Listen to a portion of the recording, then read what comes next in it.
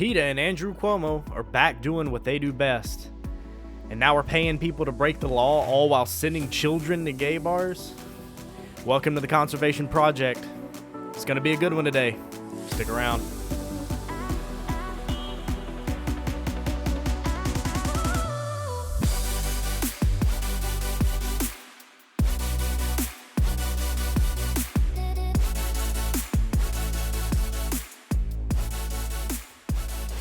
It is not the critic who counts, not the man who points out how strong man stumbles or where the doer of deeds could have done them better.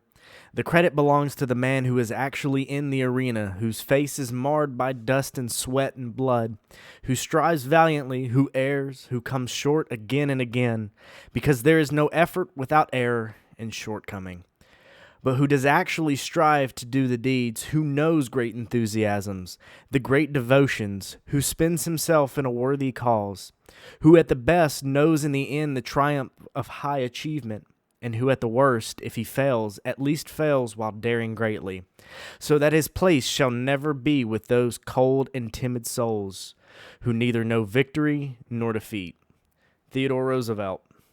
What is going on, everybody? My name is Logan, and welcome to the Conservation Project, the podcast for the average Joe that still believes in life, liberty, and the pursuit of happiness, and that we are still one nation under God.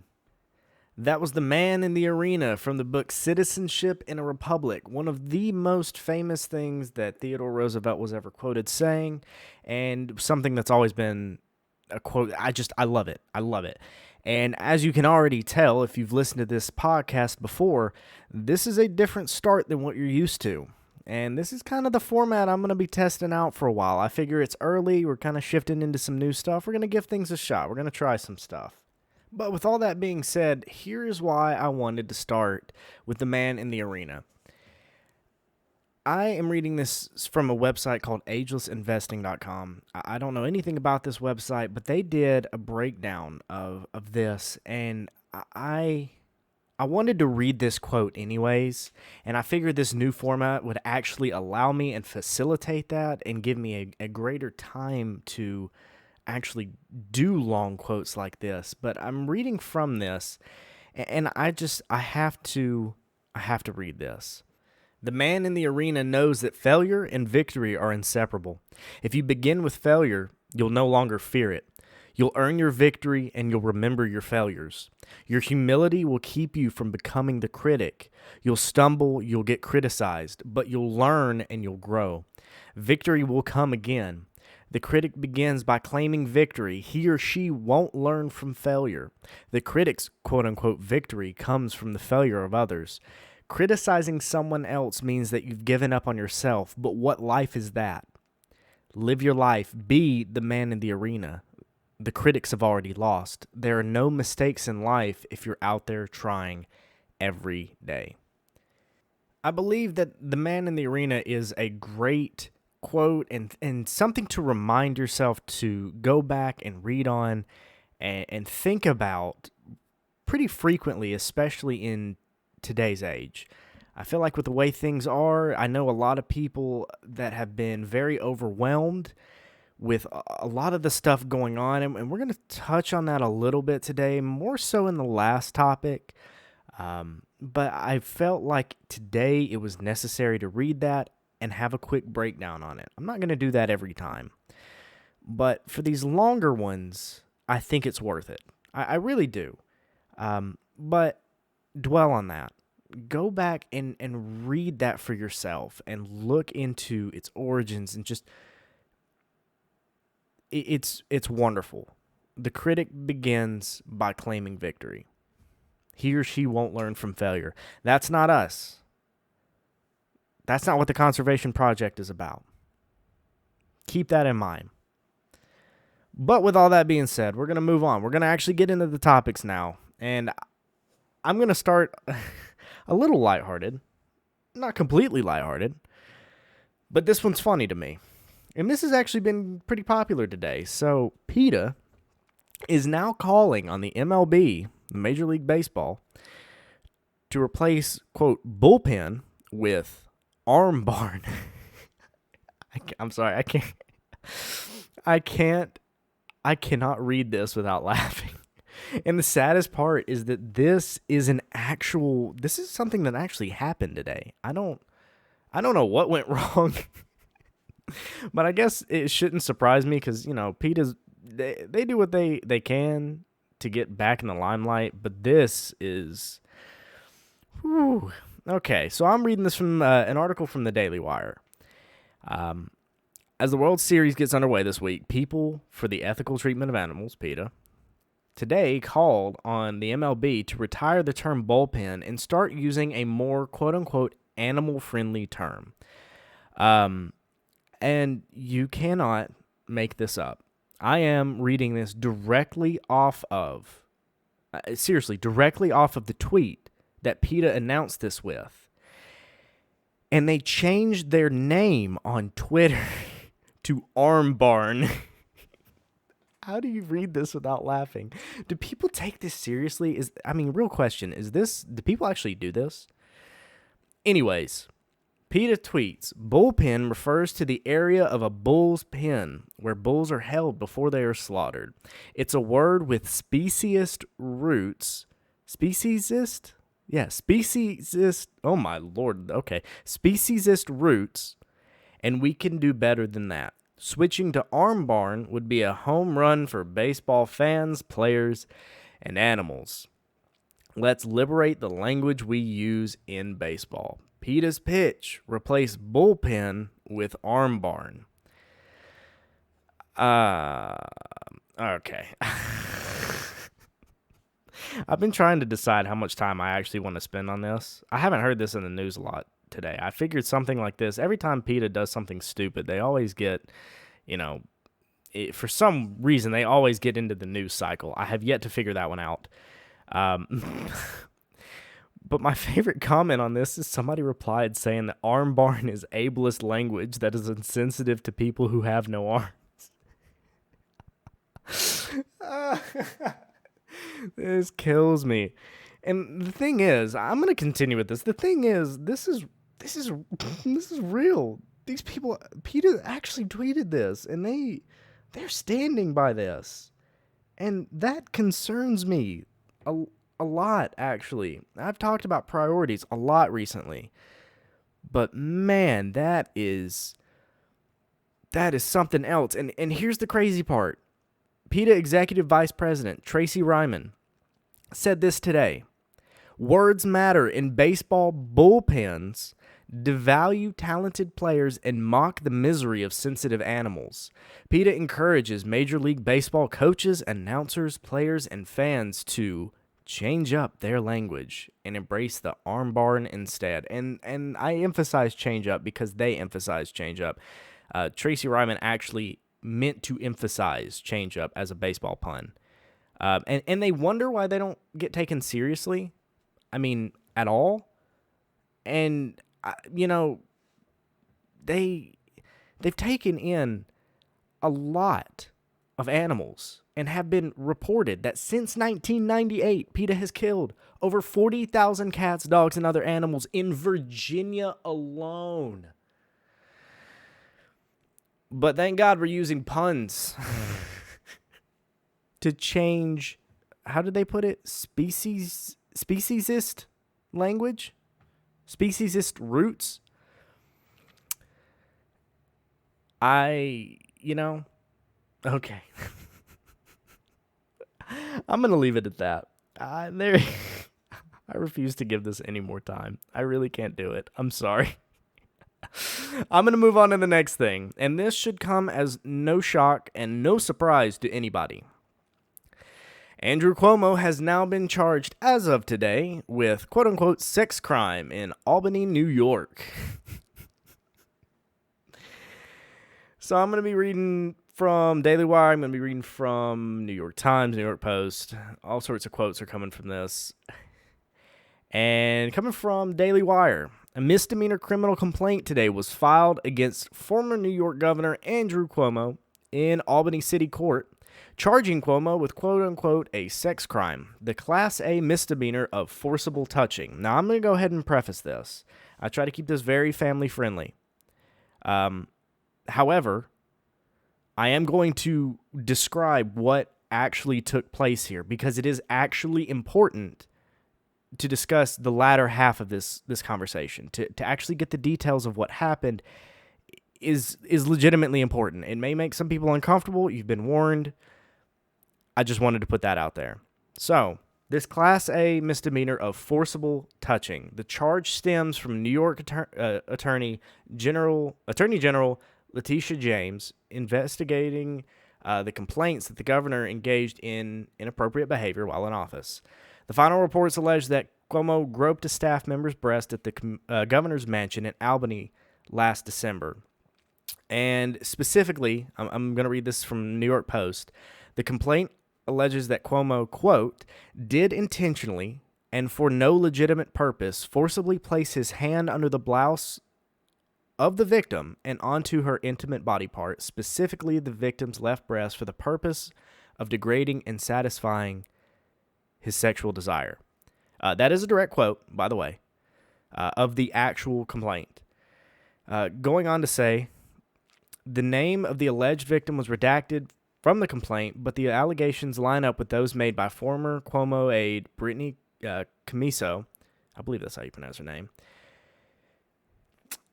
On August 30th, Camiso spent several hours being interviewed by investigators after law enforcement officials issued several subpoenas related to her allegations. So, here's the thing. Lucian I believe it's Chalfin, the director of public information in the New York Unified Court System,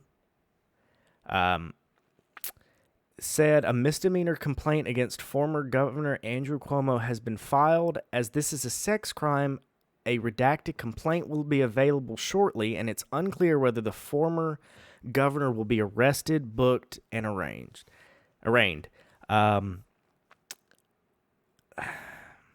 New York Post noted that a source told them that that an arrest would likely take place next week, and that he could also just turn himself in on the charges. I think we all know the outcome of that. He's not really one to. Well, he's not one to turn himself in. But furthermore, let's be honest here. It's very unlikely that anything would happen. But moving forward, the charge is a Class A misdemeanor, and that carries a penalty of up to a year in jail and up to $1,000 fine in most cases. So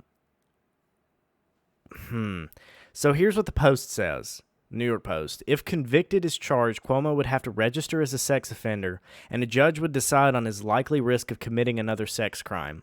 If he were deemed to pose a moderate or high risk to the community, his photograph, name, address, and other information would be posted online. This is the part that gets to me.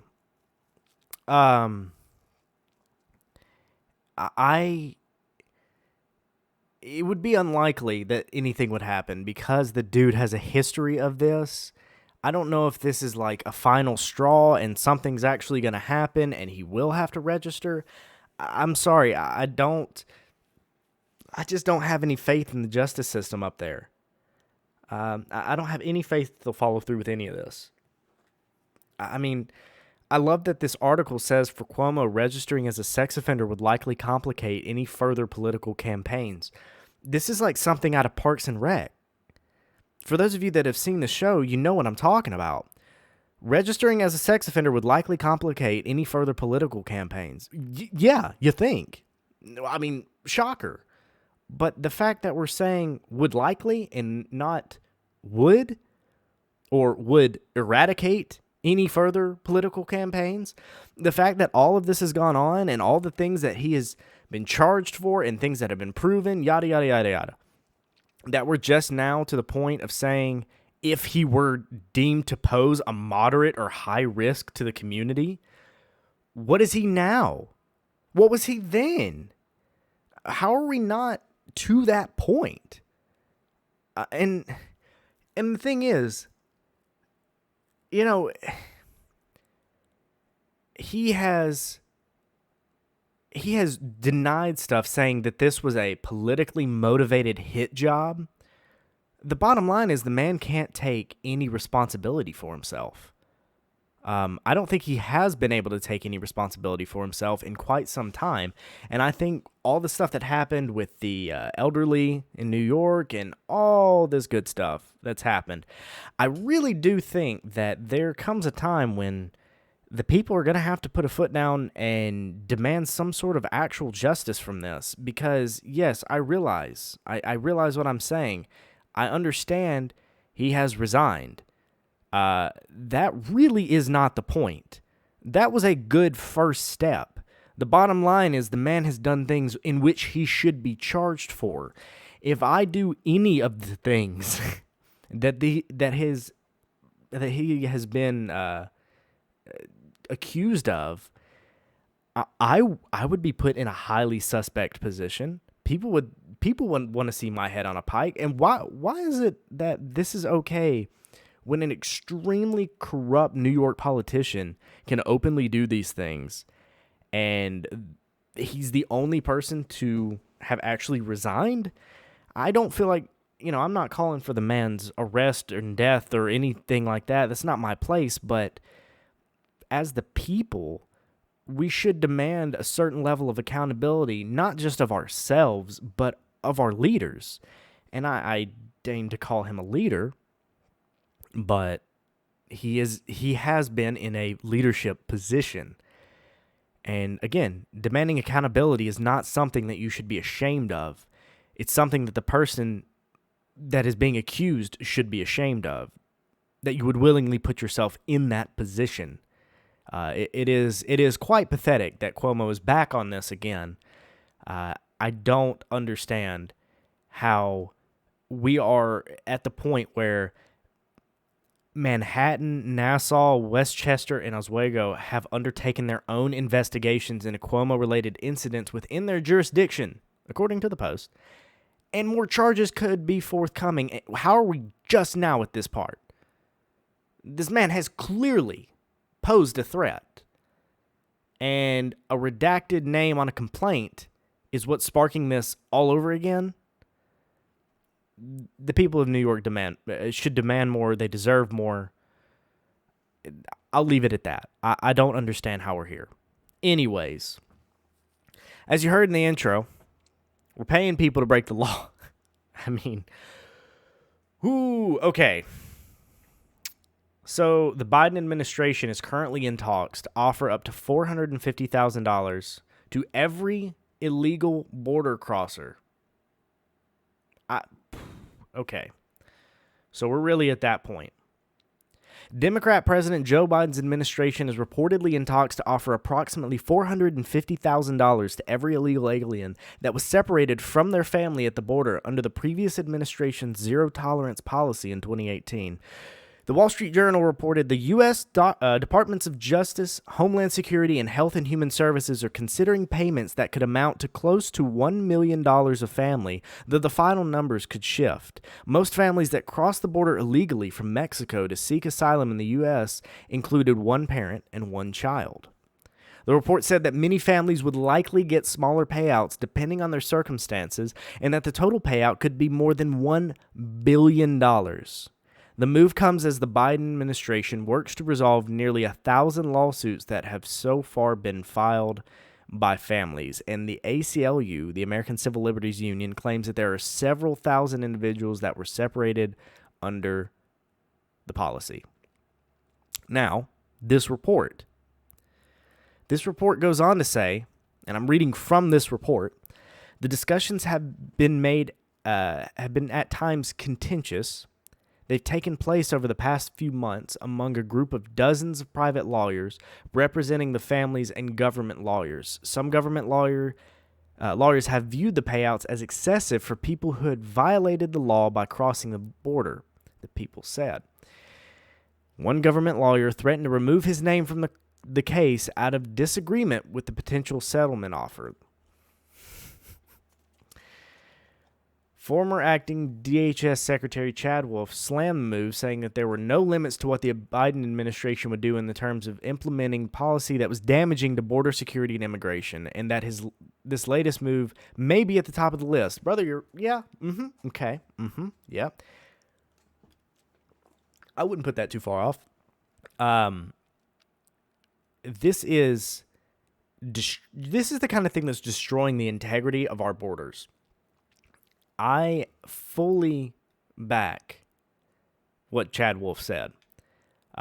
He is right. This is extraordinarily damaging to not only the immigration laws themselves, but the security of the country.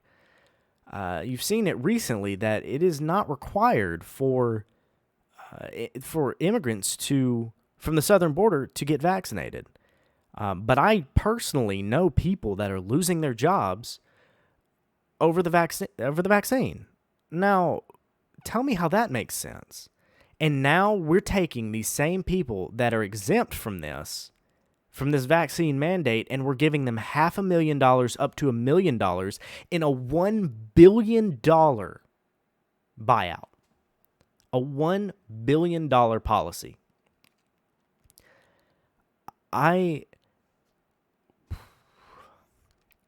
And the thing is, people like to throw out the arrests and all this as it being inhumane. If you believe that this is inhumane, to be arrested for what they're doing, here's what I want you to do. Go look up any sort of theft down the road, at your local gas station, whatever it may be. They get arrested. You go and you steal something, you get arrested. If you go to your neighbor's property without permission, you are trespassing, and you'll be arrested. If I go down to the nearest 7-Eleven and just attack somebody in there, I will be arrested. These are laws. Basically, the long and short of what I'm saying is I'm naming off just a few different laws, just a smidge. Now take that and bring that to 1.6 million people annually breaking the law between 1986 and 2000. That is the annual border crossing report. From 1986 to 2000, border crossings surpassed 1.6 million annually. And you wonder why there are arrests. This is coming from the Wall Street Journal. This is a full report. You can go read this breakdown. The Journal also added that in the fiscal year 2021, there was 1.66 million arrests, which started in October 2020, which was the highest annual number ever recorded. And let me make something very clear here. In 2019, when crossings reached a peak under the Trump administration, they were at 850,000 arrests. This is not a partisan problem. This is a national security problem. And it's only getting worse and worse as spinelessness takes over this country in its executive branch, especially in regards to decisions being made about our national security. Let me paint this picture. We're talking about the southern border security. We're also talking about the security of the nation itself in regards to somebody like China. We've already talked about the missiles they're testing and how they can best our current missile defense, which was recently touted to be their best in the world. So we have impacts happening on the southern border and globally. But we have no responsibility and we have no accountability. And what happens? You get our president, who is so blatantly obsessed with Trump that he goes to the Virginian race and the polls, and he's making speeches. And he says Trump in one speech almost 30 times. At some point, we're going to have to stop blaming the Trump administration for everything. This is not an ad of support or anything for the Trump administration or for Trump himself. I am not about to I am not about to put the words out of my support for Trump. It's a nonsense thing to discuss right now. The man's not even running for anything, and that is literally what our current president is doing. We have, at some point as individuals, we have got to stop making this whole thing between the left and Trump. There's more to it than this, and I think most people realize that there's more to it than this. But don't drop to the level of what our executive branch is doing by everything that they're failing in, they're blaming Trump for, somebody who's not even in office. That's the bottom line of what's happening right now, is that we've arrested nearly 2 million people in the fiscal year of 21. And hate to break it to you, but it was under 900,000 under the Trump administration. This pointing fingers and lack of accountability, especially from the left right now, talking about Cuomo, talking about Biden, talking about Harris. This was supposed to be her thing. If you recall, she was the one that was put in the leadership position to right this wrong. History is not going to look kindly on the way the United States as a whole handled this years down the road, because there's going to be a lot of finger pointing. People are going to point fingers at Trump. People are going to point fingers at Biden and Harris and Pelosi. You can just go down the line and people are going to point fingers. But at some point, somebody has to take some responsibility. Jocko Willink, I think about 2 months ago, posted something about, if he were president kind of thing. And I'm not advocating that the man run, but he did say something that was very wise. And he said, especially in his interviews afterwards, he talked about how if we're this far behind on the world stage, like with China and what's going on with national security, you have to accept the position you're in and say, this is my fault. Here's how we're going to fix it. And I'm not going to make it anybody else's problem. It's my problem to fix, and we will soldier on. And he's right. This blame game just isn't working. That's the bottom line. The blame game is not working. And our administration really, genuinely needs to get their act together. Moving on. Going to something a little bit more despicable, at least in my mind. Florida school takes elementary school children on a field trip to a gay bar. And you can actually go pull up all of these. I've spent a good amount of time looking through the pictures of Wilton Manors Elementary School in Broward County, Florida, where they took these students to Rosie's Bar and Grill. It's a local gay bar. And I looked at one of the board members' Twitter, and she posted pictures of these children. I mean, small children, all wearing masks, sitting in a gay bar. And she said, I was so honored to be invited to chaperone Wilton Manors field trip to the incredible Rosie's. The students and I had a fun walk over and learned a lot about our community. And the photos showed a group of 18 young children posing for a picture in matching shirts next to the bar's sign. And this is one of the most outrageous things I have seen in quite some time. You can say what you will about each party and about yada, yada, yada. Doesn't matter. But the fact that our children are becoming the topic of discussion recently blows my mind. The fact that these children's parents are being labeled domestic terrorists by our houseplant in chief. And if you've never heard the houseplant in chief thing, I'll be completely honest. I heard this on a clip from Ben Shapiro that somebody showed me. But Ben Shapiro, in one of his episodes of his own podcast, he called Biden the houseplant in chief because he doesn't really do anything. He doesn't really look that great, but he is the thing that other people push around to push into the corner and cover the water spot. He's not really making the decisions. Let's be honest here. And now this same houseplant is telling us, the American people, that we are not allowed to have any control over our children's education, and that if we do, we're domestic terrorists. So if you haven't heard that one, now you have, and you should let that one sink in.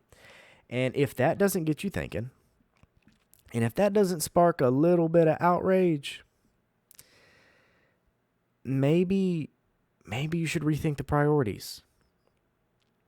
Maybe you should rethink things. Now, obviously, this whole situation has sparked a lot of flack on social media and all this. That doesn't matter. Twitter is not a real place. Nothing there matters. End of discussion. And normally I'd plug my Twitter. It doesn't matter. It's stupid. Nobody cares. Twitter is a cesspool and it's a joke. And if you want proof of that, look at the minority that's screaming in the replies about what we're talking about, and you will see how many people are in full support of this. Let's take the elephant out of the room here, the gay bar aspect, the homosexuality aspect out of this. It doesn't even matter what the bar is. It's the fact that elementary school children were taken to a bar. This is Florida, one of the most open states since this whole pandemic has gotten up. I'd be willing to bet there's at least a museum somewhere about something historical that these children could have been taken to. I would absolutely be willing to bet that's the case. Why are we taking children to a bar? School field trips for me used to be museums. They used to be science, forget the name of them, like science museums where you could go and do stuff. It was fun. And let me make this a little bit worse. These pictures showed these children sitting in front of, at these chairs in front of the menus. And if you go on to Rosie's Bar and Grill menu on their website,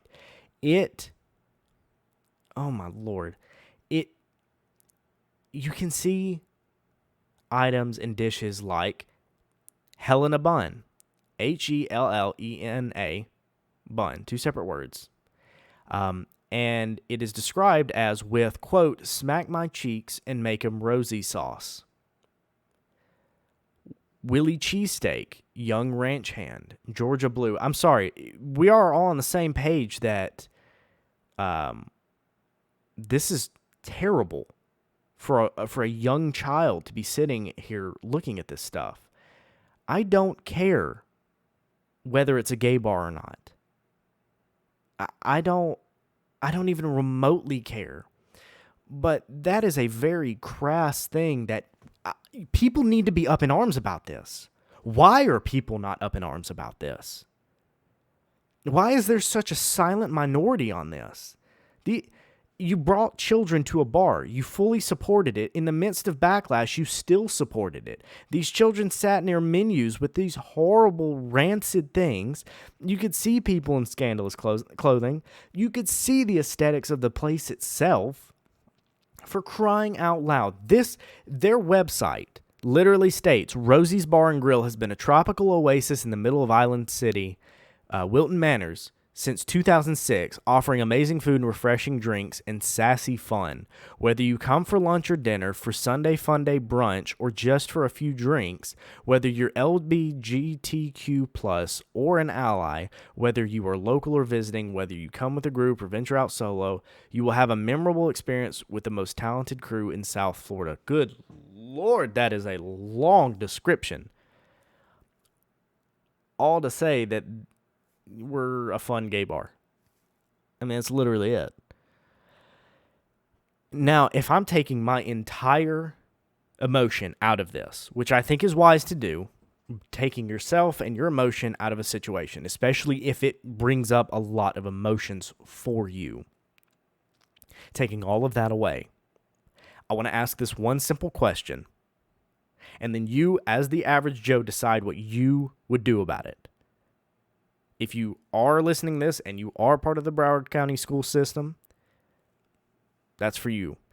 Or if you just want to prepare for the garbage that's happening with our nation right now, and you know, this stuff has been growing, ask yourself this. What value is my child getting? What educational value is my child getting from going to a gay bar during school hours? Going to a bar during school hours? Going on insert field trip here during school hours? If you want to know whether it's time to speak up, ask yourself that question, and whatever your answer is, then you know. And I'm going to leave it at that, because the good Lord knows I could spend a considerable amount of time wailing against this. And I'm not, because it's for the average Joe. It's the conservation of Christian conservative values. So think on it. I'm going to leave you with this. Matthew 10:16. Behold, I am sending you out as sheep in the midst of wolves. So be wise as serpents and innocent as doves. There's a reason I chose this. Behold, I am sending you out as sheep in the midst of wolves. Be wise and innocent. There's a lot of people in a lot of bad positions right now that are seeing what's happening in our nation. And we have been sent out to be the light of a much greater purpose. And we are in the midst of a lot of wolves, a lot of people that are trying to destroy Christian conservative values, family values, the nuclear family. So be wise, but be prepared. Understand your calling. Take joy and pride in your calling. It won't lead you astray. Matthew 10:16. Look it up. It's a great verse. It's a great thing to end on. As always, thank you for listening. I absolutely love the opportunity that I get to do this and sit here multiple days a week. I hope you're enjoying it. As always, my name is Logan. This is The Conservation Project, the podcast for the average Joe that still believes in life, liberty, and the pursuit of happiness, and that we are still one nation under God. Looking forward to Freedom Fridays number 2 tomorrow. Going to be a good send-off to the weekend. Thank you all for listening. See you then.